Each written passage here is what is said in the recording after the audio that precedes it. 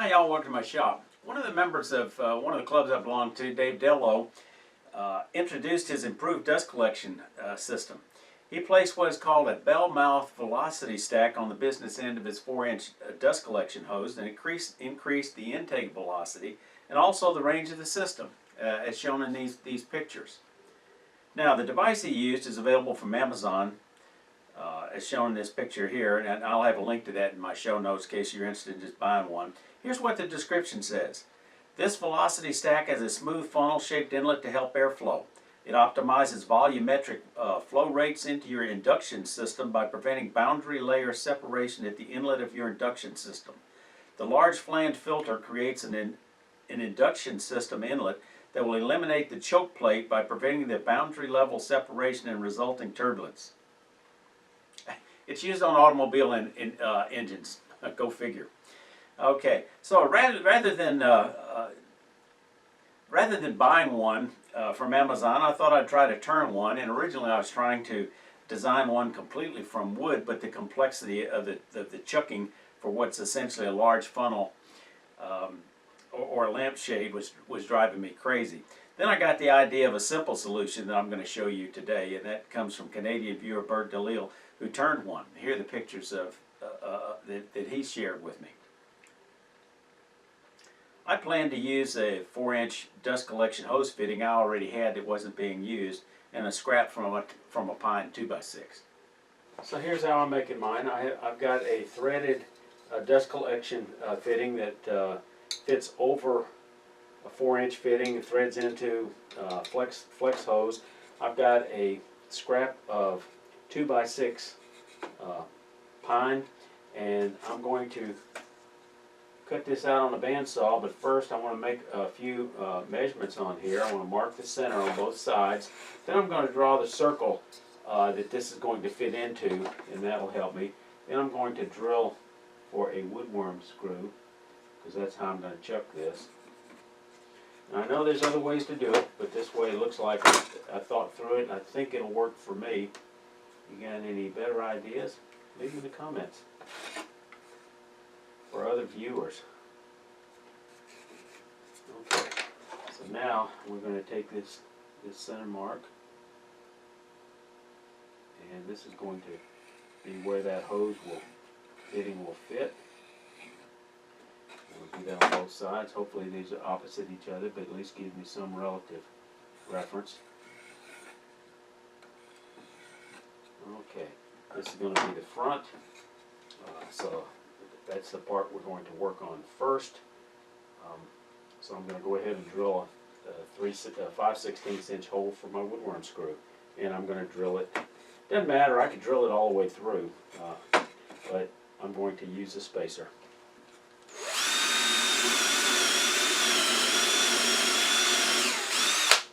Before we go over to the lathe, we've got to turn that outside diameter we're going to cut on the bandsaw.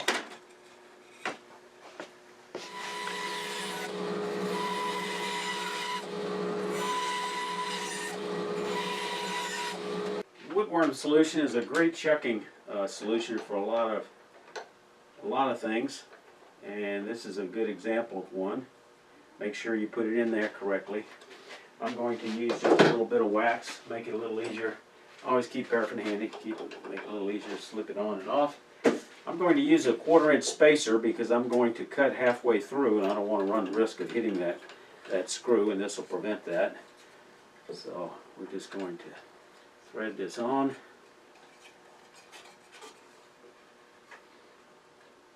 And now we're ready to get started turning. Okay, I'm going to take a small 3/8 inch bowl gouge and I'm going to turn it around and start turning that donut. We're going to come in from both sides so we don't get any tear out.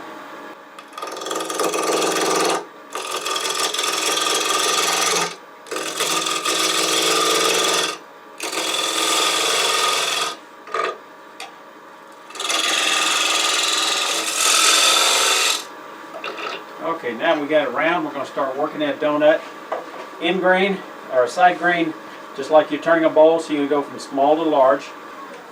So let's change the position of the tool rest just a little bit. Start rounding that over on this side.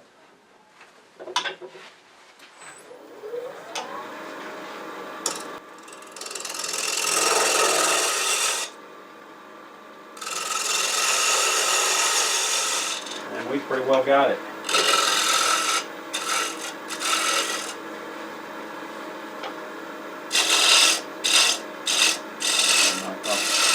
Knock off that corner a little bit.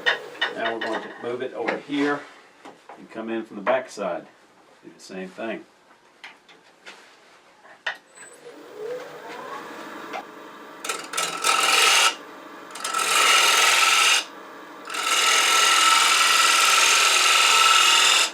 See, I'm going to face this off a little bit. That's a little bit.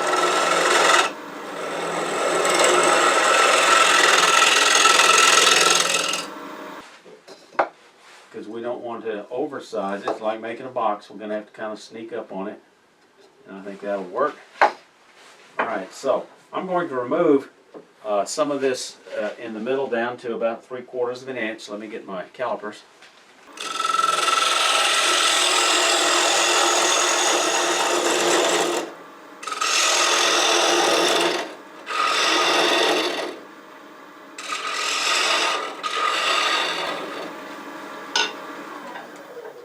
Eyeball, see how close. I got a long way to go.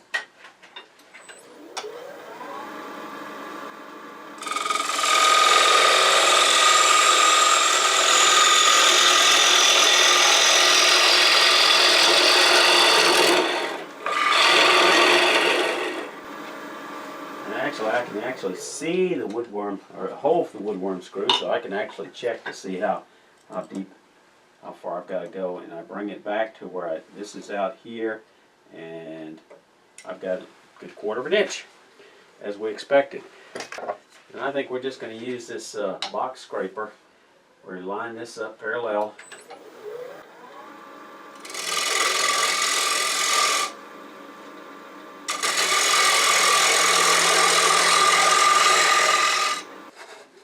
That's in there. Glue will hold it.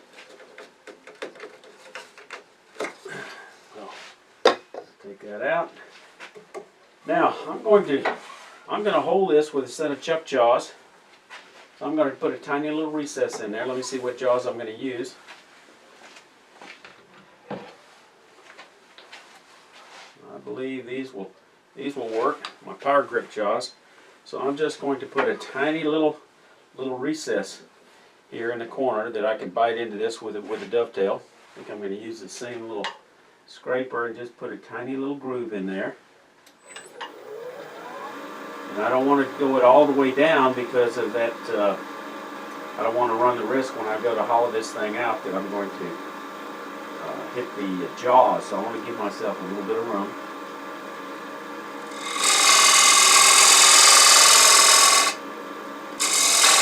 I think that's all the bite that I'm going to need.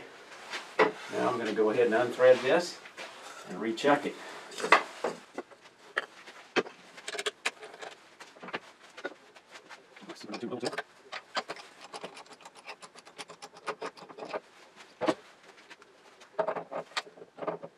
Alright, now I've got to be really cautious not to blow this thing out. I think that's going to hold it snug enough. Alright, now, same thing, I want to know where the face of these jaws are, because that's what I'm going to turn into and then part through. So let's get it on this side.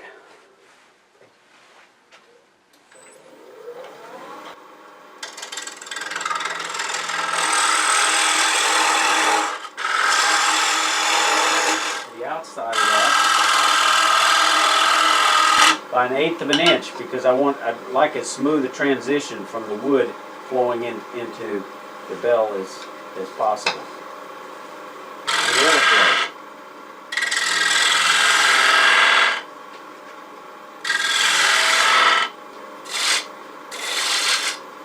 Alright, before I go any further, I want to go ahead and sand that smooth, and then we'll come back and part it through.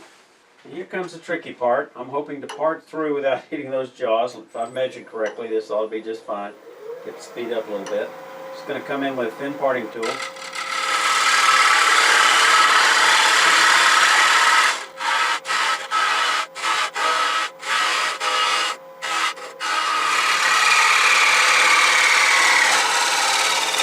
cutting through. I can feel it.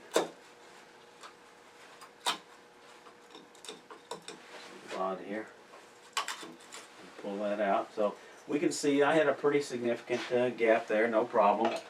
Now I can finish rounding this off a little bit, just to, and I know how wide it is there, so I know how much more room I've got to taper this, and I can see the jaws, so I can do that safely. I'm going to switch to I think this detail gouge.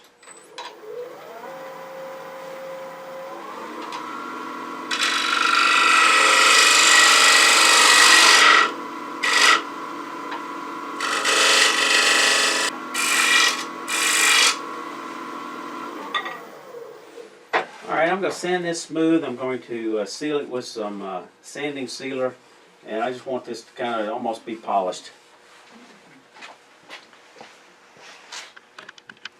Let me give you close-ups so you can see exactly where the position of those jars and that gap is.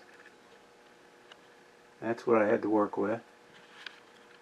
So I'm going to apply lacquer sanding sealer. Help me get a nice smooth.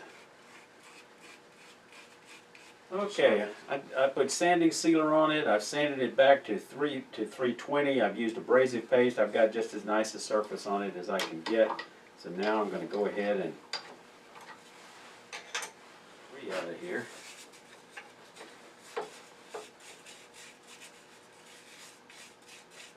I'm going to put this in, and we're just going to pop it in place.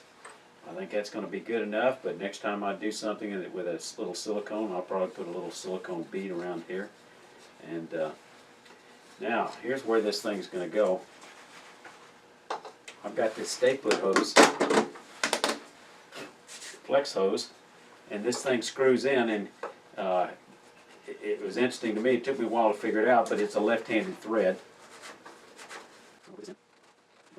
This time is like enough where it should not take a lot of weight. I need to do this like this. Slide on it. Want it on it. Yes, just right on real good. And now I've got a nice seal there. Put this on. Pops into place. It's loose, but that's okay. I'm not going to worry about it. Now,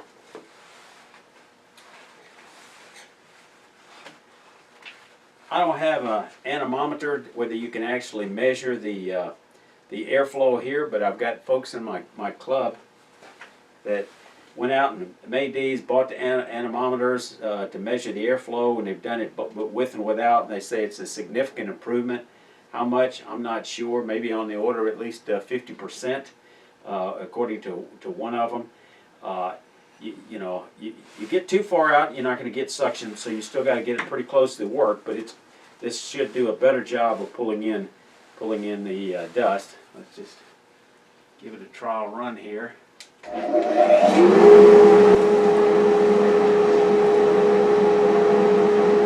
think I'm going to be happier with that than I was before.